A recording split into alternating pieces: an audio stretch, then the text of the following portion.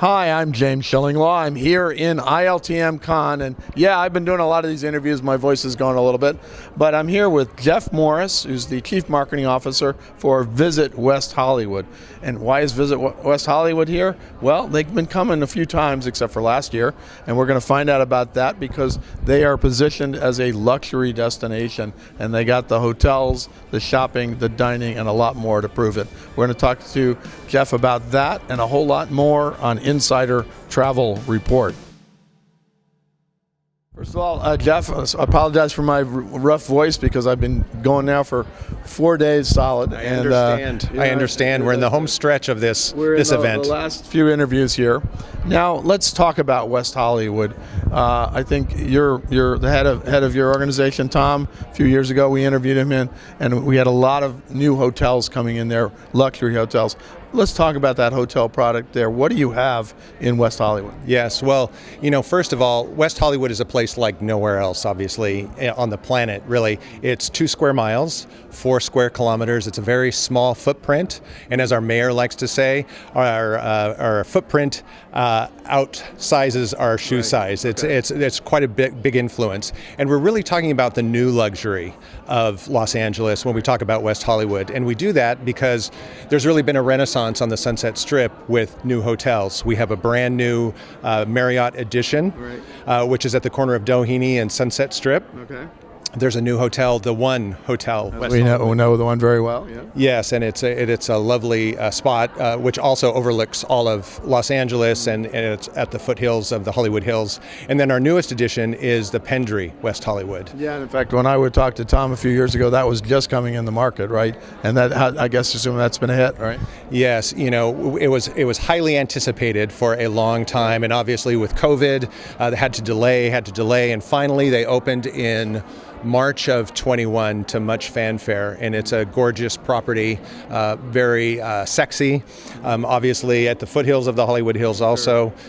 So it's been a great addition and very highly lauded. You have an addition too. So yes, yes, exactly. So when you talk about luxury, I think it's really kind of those 3 properties which are leading the way to the new luxury. And on the Sunset Strip, they're joined by, what I call the old favorites, like the Sunset Tower, which is really classic Hollywood and retains its, stature as the place where Hollywood likes to go and have cocktails and spend the night. Obviously the Mondrian is there, the classic Andaz, the old Hyatt, adds a little edge to it. So you've got a lot of hotel product there that really classifies as luxury, absolutely. Yeah. And then, of course, the other thing is there's a lot of great dining in West Hollywood, and some new additions too from maybe an old favorite, right? Absolutely. So we talk about the Pendry, and one of the exciting things about what happened at the Pendry is Wolfgang Puck came back to the Sunset Strip. Wolfgang returns to the Sunset Strip, right? For the first time since he opened Spago all those years ago and became famous with everything that happened with that. So he has 2 restaurants in the Pendry, and both of them are run by his son, actually. So he's got a legacy going on there, and they're both just fabulous. Yeah. And any other restaurants that are really the hot spots these days?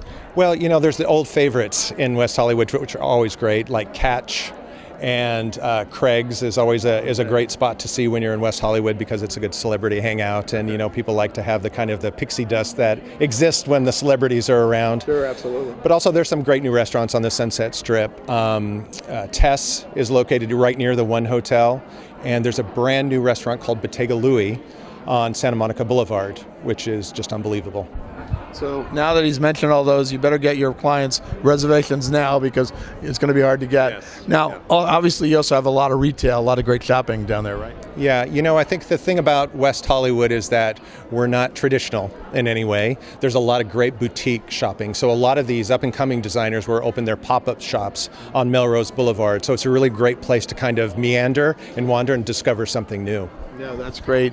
And what other attractions? I know there's a brand new the Academy Museum of the Motion Picture Arts, the Academy Awards Museum. We call it Academy Awards Museum. That's not quite in West Hollywood, but it's close, right? Yeah, it's a stone's throw away, as we talked about a little bit earlier. It's right in our backyard, and it's in a fabulous new museum right on Museum Row in Los Angeles.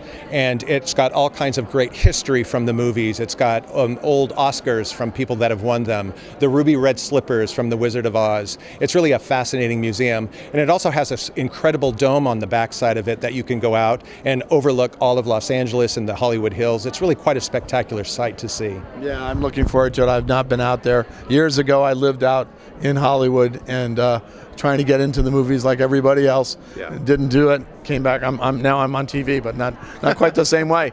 Now, what would you tell travel advisors who maybe specialize in luxury about how to get their clients into these places, and also what they should tell their clients about West Hollywood?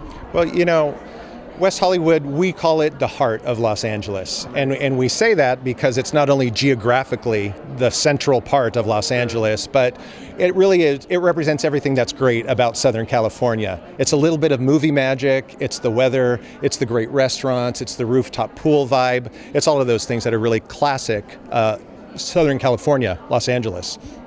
So that's the most important thing. And then it's a walkable city. Once you get there, you don't really need a car. You can walk anywhere that you need to go. So, in terms of getting in there, obviously Visit West Hollywood has all of the information, all of the links to those places, and we're always available. Yeah, so you can visit westhollywood.com to find out about all the things going on. Very good, James. Thank you very much. I appreciate your time. I'm James Schillinglaw, and this is Insider Travel Report.